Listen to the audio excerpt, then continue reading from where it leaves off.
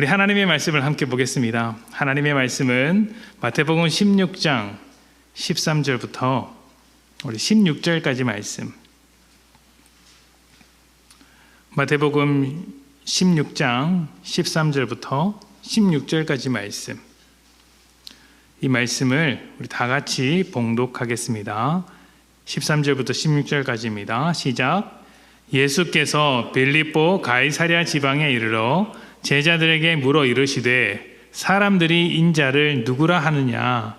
이르되 더러는 침례 요한, 더러는 엘리야, 어떤 이는 예레미야나 선지자 중에 하나라 하나이다. 이르시되 너희는 나를 누구라 하느냐?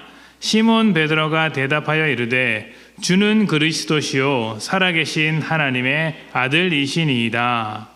아멘. 여러분 살면서 아이들의 질문을 받아본 적이 한 번쯤은 있으시죠? 아이를 키우는 부모는 질문을 정말 많이 받는 순간들이 있습니다. 아이가 한번 질문을 던지면 그 질문에는 끝이 없습니다. 꼬리에 꼬리를 물고 계속해서 궁금한 것을 물어보는데 나름대로 잘 대답했다고 했는데도 불구하고 그 대답에 대한 질문이 또 따라오게 되면 그때부터는 머리가 복잡해지고 혼란스럽습니다. 한두 번은 잘 대답해 주지만 이게 3번이 4번이 되고 10번이 되고 20번이 되면 정말 대답하기가 힘들죠.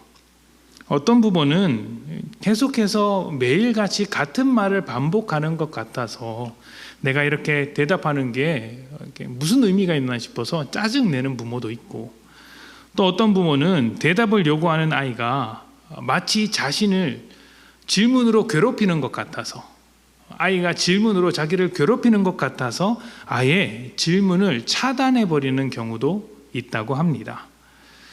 이 질문을 전혀 안 하는 것보다 하는 것이 100번 더 좋은 것인 줄을 알면서도 잘 대처하지 못해서 미안한 것이 부모의 마음입니다. 그러다가 이제 중학생이 되고 고등학생이 되어서 아예 대화조차 단절되고 나면 그때 나한테 찾아와서 질문을 던질 때가 좋은 때였구나라고 후회를 하는데 그래도 어떡하겠습니까? 지금 질문을 받는 순간이 어려운 걸. 자, 그런데 아이의 질문은 일종의 표현이자 언어라고 합니다. 말이나 글로써 다 표현할 수 없기 때문에 질문으로서 표현을 하는 것이죠. 주체적으로 세상을 관찰하며 탐험하는 것이기 때문에 질문이 많아집니다. 아직 세상을 많이 경험하지 못했고 아이의 입장에서 이 세상은 미지의 세계이며 풀어야 할 숙제와도 같은 것이죠. 그래서 질문을 던질 수밖에 없는 것입니다. 질문을 가로막으면 아이는 캄캄한 어둠 속에서 살아가는 것과 같습니다.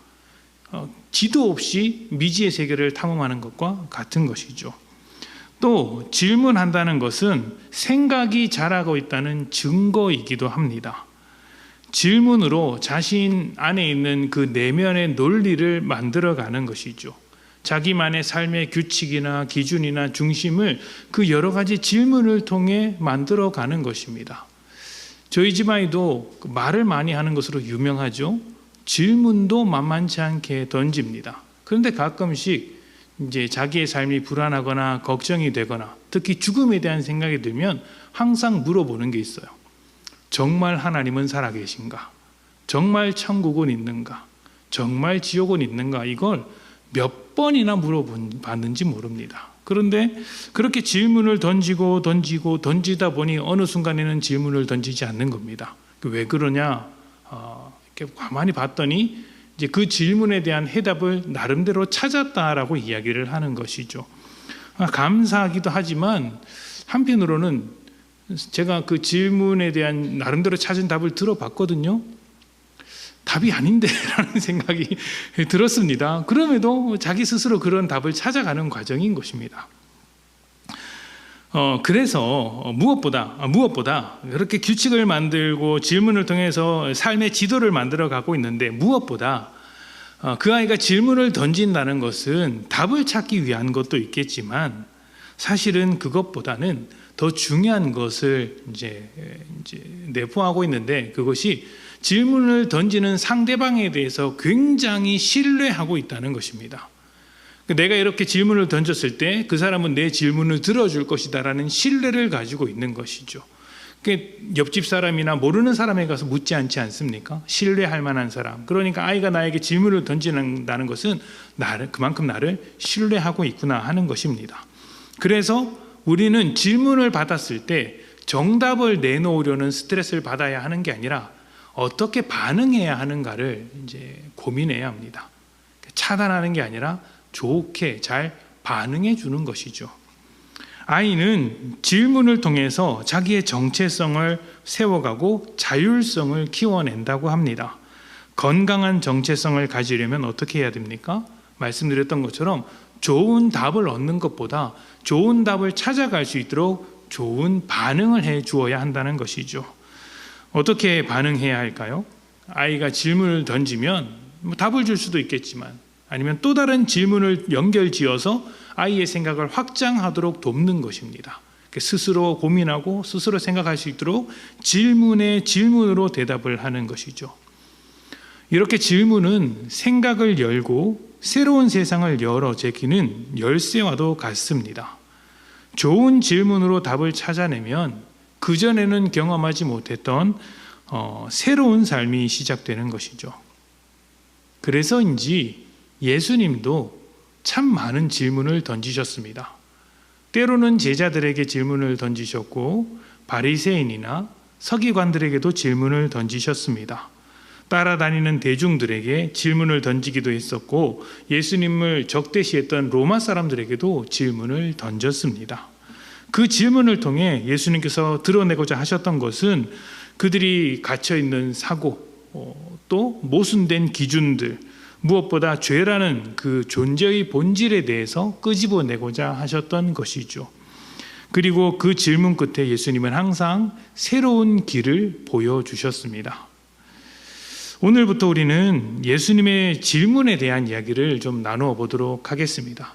신약 성경을 들여다보면서 예수님께서는 어떤 사람들에게 어떤 질문을 하셨는가, 그리고 그 질문이 오늘 현대를 살아가는 우리에게 어떻게 다가올 수 있는가, 이 점에 대해서 하나하나씩 몇 주 동안 나눠보고자 합니다.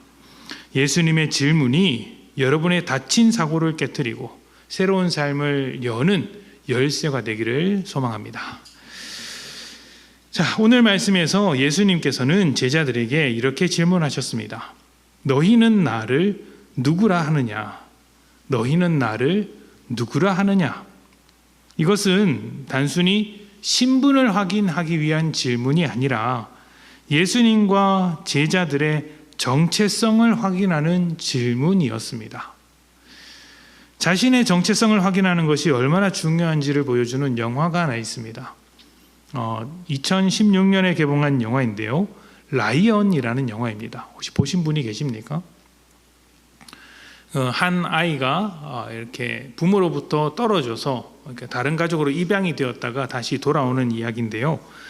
이 아이가 5살에, 사루라는 아이인데 5살에 인도에서 살다가 형을 따라 나서다 길을 잃어서 이제 기차를 타게 되었고, 그 기차를 타고 아주 먼 곳으로 갑니다. 인도에서 한 1600km 떨어진 호주까지 가게 됩니다.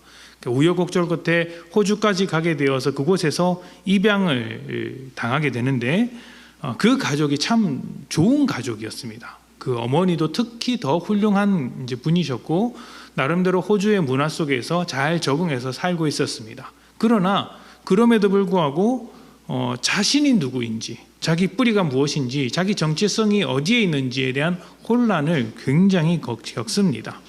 그러다가 결국 인도로 돌아가서 자기의 가족을 찾아내고 자기의 정체성을 확인한 다음에 다시 호주로 자기 가족에게로 돌아온다는 내용인데요.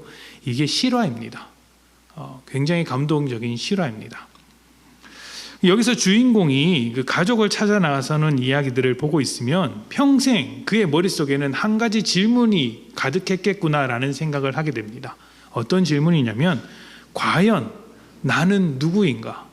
나는 누구라고 말할 수 있을까라는 그 질문을 달고 살았던 것 같습니다. 지금 현실, 당장 오늘의 삶은 평안하고 따뜻한 가정에서 괜찮은 삶을 살고 있었지만 그 질문 하나를 해결하지 못해서 방황했기 때문이죠. 그리고 이것은 사실 예수님께서 우리에게 하시는 질문과도 같습니다. 오늘날 이 현대를 살아가고 있는 우리에게 있어서 너희는 나를 누구라고 하시느냐라는 질문을 던지신 예수님은 사실 그 질문 속에 또 다른 질문을 숨겨놓고 있는 거예요. 너희는 나를 누구라고 하느냐? 그리고 나를 따른다고 하는 너희는 누구냐? 라는 질문인 것이죠. 예수님께서 제자들에게 이런 질문을 하신 배경에는 이제 우리가 살펴보아야 할 내용들이 있습니다.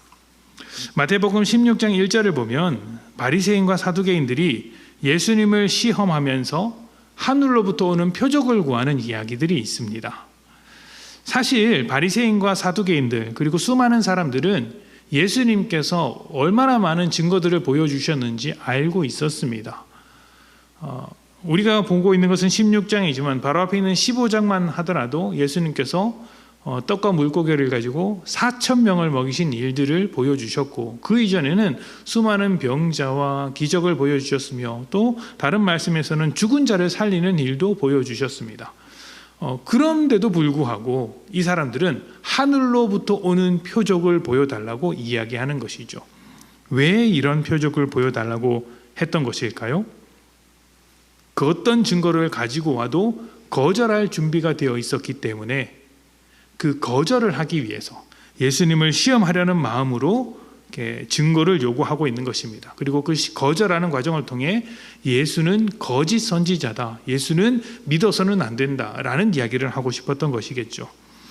제가 그들이 거절할 준비가 되어 있는 자들이라고 말씀을 드렸습니다. 왜 거절할 준비가 되어 있는 자들일까요? 왜 그 증거들을 보고 옳다 그르다 판단하는 것을 넘어서 아예 거절할 준비가 되어 있는 자들이라고 말씀을 드리고 있는 것일까요? 사실은 성경이 그것을 말하고 있기 때문입니다. 4절에 보면 이렇게 이야기를 합니다. 그들을 두고 예수님께서 악하고 음란한 세대다, 악하고 음란한 세대라고 이야기를 합니다. 악하고 음란한 세대였기 때문에 예수님께서 어떤 말씀을 하시고 어떤 증거를 보이셔도 그들은 거절할 준비가 되어 있었던 것입니다. 여기서 악하고 음란하다는 것은 도덕적인 평가가 아닙니다. 하나님과의 관계를 말하는 것입니다. 바리새인과 사두개인은 하나님의 백성이라는 이름을 가지고 있었고 하나님의 이름으로 수많은 일을 했겠지만 하나님과 깊은 관계 속에서 살고 있었던 것은 아니었습니다. 예수님은 그들을 두고 돈을 사랑하는 자들이라고 했습니다. 하나님의 이름을 가지고 있지만 하나님보다 우선하는 것들이 그들 속에 가득하다는 말이겠죠. 이것은 단순히 물질과 탐욕을 넘어서 세상이라는 우상,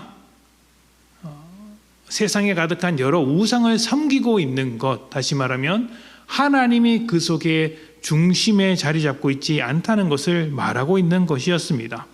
실제로 이스라엘은 우상을 굉장히 많이 섬깁니다. 하나님의 이름을 부르짖을 때보다 우상을 부르짖을 때가 훨씬 더 많았습니다. 우상을 숭배한다는 것은 하나님을 버리고 우상을 섬기는 것도 있겠지만 하나님을 우상화시키는 것도 있습니다. 하나님 이름을 부르는데 내가 만든 하나님을 섬기는 경우가 많고 세상이 요구하는 모습으로서의 하나님을 말하고 있는 경우가 많습니다. 하나님의 하나님 되심을 따라 믿는 경우는 잘 없었다는 것이죠. 거짓된 하나님을 섬기고 있었다는 말입니다. 그러니 하나님과의 관계를 버리고 우상과 새로운 관계를 맺고 있는 자들이다 보니 어떻습니까? 음란한 자들이 되는 것입니다. 그리고 그 음란한 자들이 하나님의 아들이신 예수님을 인정할 리가 없습니다. 그들은 하나님을 섬긴다고 하지만 사실은 세상의 우상을 섬기고 있었기 때문에 그 우상이 인정할 만한 증거를 보여주지 않는 이상 하나님의 아들로서 인정하지 않았던 것이죠. 자, 그런 일이 있고 나서 마태복음 16장 5절부터 12절입니다.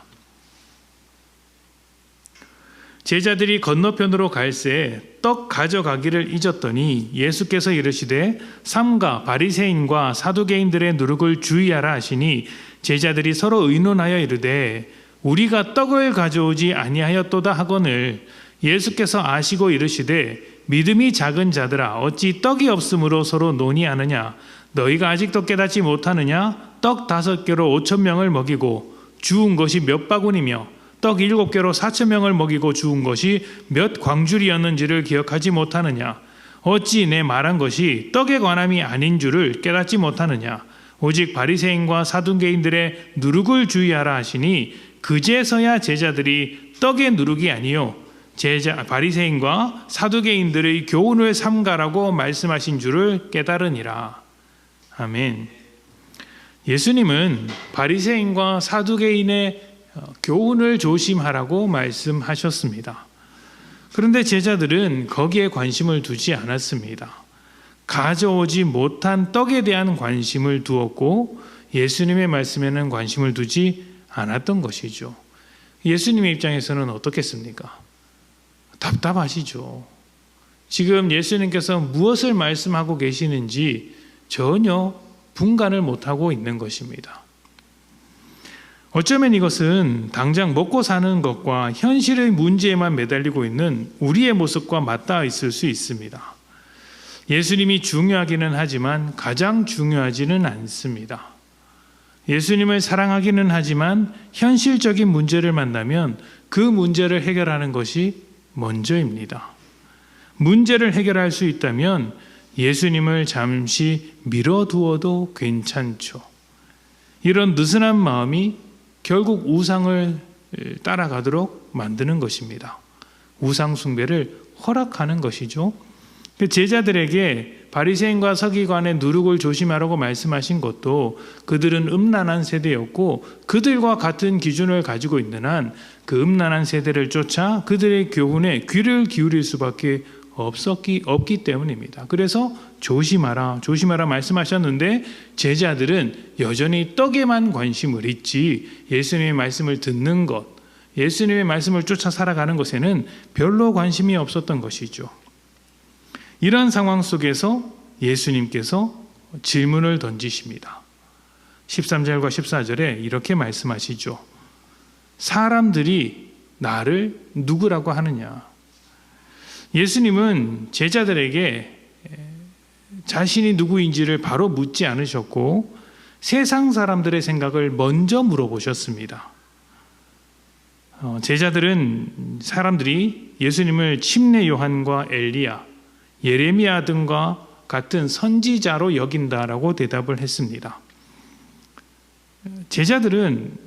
왜 예수님은 제자들에게 먼저 묻지 않고 사람들이 무엇이라고 생각하는지 물으셨을까요? 사람들의 생각을 알고 사람들과 너희들의 생각이 어떻게 달라야 하는지를 가르쳐주고자 하셨던 것이죠. 이것은 앞에서 바리새인과 서기관의 누룩을 조심하라는 말씀과 연결되는 것입니다. 선지자는 하나님의 말씀을 전하는 사람입니다. 어두운 시대 속에서 등불과 같은 역할을 하는 사람이죠. 구약세는 수많은 선지자들이 등장했고 활동했으며 하나님의 역사를 이루어냈습니다. 그래서 예수님을 선지자와 같다라고 말하는 사람들의 평가는 정확한 것일지도 모릅니다. 예수님은 하나님의 말씀을 제대로 가르쳐 주셨기 때문에 그 어두운 시대 속에서 선지자와 같은 역할을 감당하셨습니다. 그러나 조금만 더 깊이 생각해 보면 또 다른 진실이 숨어 있습니다. 사람들은 선지자들이 전한 말씀을 듣고 판단을 합니다. 그리고 자신의 입장이나 이해관계에 어울리지 않으면 그 선지자를 거절했습니다. 배척했습니다. 대표적인 예가 방금 사람들이 이야기했던 사람들인 거예요. 침례 요한이죠. 침례 요한은 메시아가 오는 길, 예수님께서 오시는 길을 예비하는 이 시대의 마지막 선지자였고 사람들에게 수많은 엄청난 인기를 끌었던 인물이지만 결국 그 사람들의 손에 죽임을 당합니다. 또 예레미야와 같은 경우도 마찬가지죠. 하나님의 말씀을 전했으나 그 말씀을 듣기 싫어했던 사람들의 손에 붙잡혀서 죽습니다. 박해와 고난을 심하게 받다가 죽어서 예레미야는 자신의 인생을 굉장히 비관했던 이야기들이 있습니다. 사람들은 하나님의 뜻을 전하는 사람인지 아닌지를 두고 선지자를 평가했습니다. 그러나 그 기준은 어디에 있었을까요? 하나님께 있었을까요? 그렇지 않습니다. 우상에게 있었고 자기 자신에게 있었습니다. 자기가 인생의 주인이 되어서 그 선지자의 말이 옳은지 나쁜지, 내가 받아들일 만한 이야기인지 아닌지를 판단했던 것이죠. 지금 바리새인과 서기관이 보여주었던 그 수많은 태도들이 사람들의 이 평가 속에서도, 선지자처럼 여긴다라는 그 평가 속에서도 들어 있었던 것입니다. 사람들이 예수님을 선지자로 인정한 것은 겉으로는 그럴듯해 보이지만 한 가지 본질을 감추고 있었던 겁니다. 그는 유명한 선생님이고 훌륭한 스승일지 모르나 선지자일지 모르나 하나님의 아들은 아니다. 우리 삶의 주인은 아니다. 왕으로 오신 분은 아니다. 라는 진실을 숨기고 있었던 것이죠. 근데 여러분, 하나님은 우리의 주인이십니다. 그렇죠? 하나님은 우리 삶의 기준이 되십니다. 그리고 하나님은 우리의 삶을 다 들여다보고 계시며 판단하시며 심판하시는 분이십니다. 하나님은 모든 것의 주인이시고 모든 것을 결정하시는 분이시죠. 그런데 예수님께서 하나님의 아들이시라면 어떻게 되어야 하겠습니까? 예수님은 판단받으시는 분이 아니라 하나님처럼 판단하시는 분이 되어야 합니다. 예수님의 말씀이 기준이 되어야 하고 그 말씀을 따라 우리의 삶을 판단해야 합니다. 그런데 예수님을 하나님의 아들로 인정하지 않는다면 그 입장이 바뀌게 되죠. 예수님이 말씀하신 것을 우리가 판단을 하고 하나님께서 보내신 선지자가 맞는지 아닌지를 결정하는 것입니다. 바리새인과 사두개인들 그리고 모든 사람들이 각자의 기준에 따라 예수님을 판단하고자 했고 판단을 했습니다. 그리고 예수님은 하나님의 아들이시기에 그 모든 판단을 거절하셨던 것입니다. 그래서 증거를 내놓으라는 그 말씀에 증거를 내놓지 않았던 거예요. 그리고 이제 이런 모든 의미를 담아서 다시 한번 제자들에게 물으십니다. 너희는 나를 누구라고 하느냐? 세상은 그렇게 생각한다. 세상은 나를 주인으로 생각하지 않는다. 세상은 나를 하나님의 아들로 생각하지 않는다. 각자의 기준으로 각자의 생각에 따라 판단을 해서 나를 그저 선지자 중에 하나로만 여기더라. 그리고 내가 하는 말을 분별하고 판단하고 해서 지키고 싶은 것만 지키더라. 그렇다면 너희는 나를 누구라고 하느냐? 이제 이 질문에 진정한 의미가 나오는 것이죠. 세상은 나를 하나님의 아들로 인정하지 않고 주인으로 인정하지 않아서 나를, 예수님을 자신만의 심판대 위에 올려놓고 판단을 한다. 너희는 나를 누구라고 생각하느냐? 나는 너희의 주인이 맞는가? 너희는 나의 백성, 나의 제자가 맞는가? 물어보시는 것입니다. 예수님의 질문은 자신이 누구인지를 묻는 것이며 동시에 제자들이 누구인지를 묻는 것입니다. 살다 보면 여러분, 모른 척 할 수 없는 순간들이 있습니다. 여러분 학교 다닐 때 그 선생님이 이렇게 문제를 칠판에 적어놓고 쓱 이렇게 둘러볼 때 긴장하지 않습니까? 혹시라도 오늘 내 번호를 부르는 것은 아닌가? 다행히 나는 주번은 아니구나 라고 하면서 머릿속에 막 돌아가죠. 오늘이 며칠이지? 16일이네. 나는 24번이니까 6하고도 매치가 안 되고 1하고도 매치가 안 되구나. 피해 가겠구나 라고 했는데 선생님이 그날따라 이렇게 16번, 24번 이렇게 하면 이제 걸리는 거죠. 그때 질문을 받지 않으면 아는 척하고 넘어갈 수가 있어요. 모른 척, 아닌 것처럼 넘어갈 수가 있습니다. 그런데 질문을 받으면 대답을 해야 돼요. 그 순간 결정을 해야 합니다. 선택을 해야 돼요. 자기 정체성을 확실히 해야 되는 법이죠. 베드로는 예수님의 질문을 받았습니다. 대답을 해야 하죠. 그리고 아주 멋진 대답을 합니다. 주는 그리스도시요 살아계신 하나님의 아들이시니이다 라고 대답을 합니다. 이것은 가장 정확하고 분명한 대답입니다. 예수님은 선지자가 아니라 하나님과 동등한 하나님의 아들이시며 주권자이시며 구원자이십니다. 그렇기 때문에 하나님은 하나님께서 우리 삶의 주인이듯이 예수님도 우리의 삶의 주인이십니다. 이것을 질문으로서 선택하게 하시는 거예요.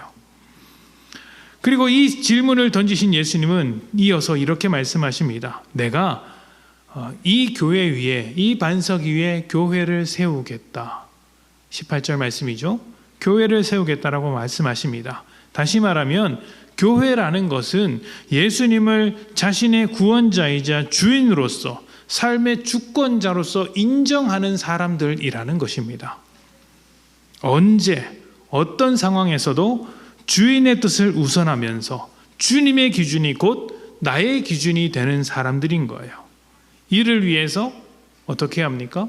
제자들이 그랬던 것처럼 눈에 보이는 떡에 대해서만 관심을 갖는 것이 아니라 당장 눈에 보이지 않는 그런 것들일지라도 오직 주님의 뜻에 귀를 기울이며 살아가는 것이죠. 눈에 보이는 현실의 문제에 집착하기보다 그 현실의 문제 앞에서도 주님의 뜻을 구하는 것입니다. 왜냐하면 내 삶의 주인이 예수님이기 때문이죠. 자, 그런데 이런 선택의 문제에 있어서, 이런 삶의 여러 가지 문제에 있어서 우리는 자주 실패합니다. 자주 넘어집니다.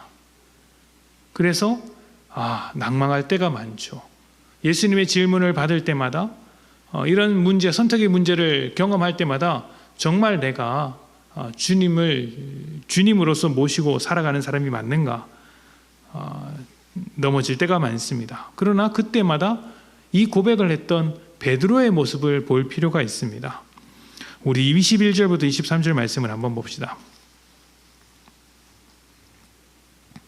이때로부터 예수 그리스도께서 자기가 예루살렘에 올라가 장로들과 대제사장들과 서기관들에게 많은 고난을 받고 죽임을 당하고 제3일에 살아나야 할 것을 제자들에게 비로소 나타내시니 베드로가 예수를 붙들고 항변하여 이르되 주여 그리 마옵소서 이 일이 결코 주께 미치지 아니하리이다. 예수께서 돌이키시며 베드로에게 이르시되 사탄아 내 뒤로 물러가라. 너는 나를 넘어지게 하는 자로다. 내가 하나님의 일을 생각하지 아니하고 도리어 사람의 일을 생각하는도다 하시고. 아멘. 예수님께서 자신을 주인으로 생각하지 않는 사람들이 만든 그 심판대 위로 올라가실 것이라는 이야기를 하십니다.